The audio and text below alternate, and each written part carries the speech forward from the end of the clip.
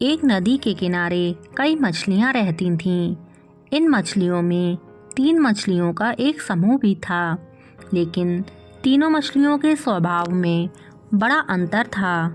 एक दिन एक मछुआरा मछली पकड़ने के लिए आया।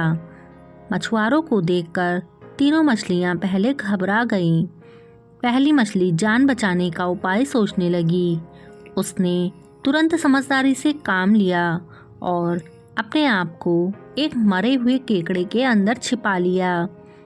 जब वह मरा हुआ केकड़ा मछुआरों के जाल में फंसा तो उससे बहुत तेज दुर्गंध आ रही थी।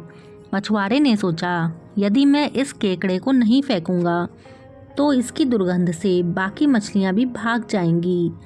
इसलिए उसने उस मरे हुए केकड़े को तुरंत पानी में फेंक दिया।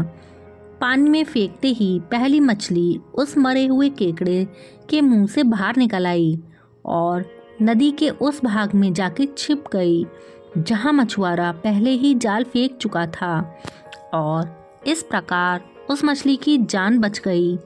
दूसरी मछली ने सोचा कि जब मछुआरा जाल फेंकेगा तब बचने का प्रयास करेगी, लेकिन तब तक बहुत देर हो चुकी थी। उस मछली ने अब भागने की बहुत कोशिश की, लेकिन वह फिर भी जाल में फंस गई और मर गई। तीसरी मछली, जो हमेशा भाग्य के सहारे ही चलती थी, उसका सोचना था, यदि मौत निश्चित है तो कोई नहीं बचा सकता। उसने बचने का प्रयास ही नहीं किया। वह भी जाल में फंसकर मर गई। मित्रों, इस कहानी से हमें यह सीख मिलती है कि हमें कर्म करने में विश्वास रखना चाहिए। भाग्य भी उन्हीं लोगों का साथ देता है जो कोशिश करते हैं।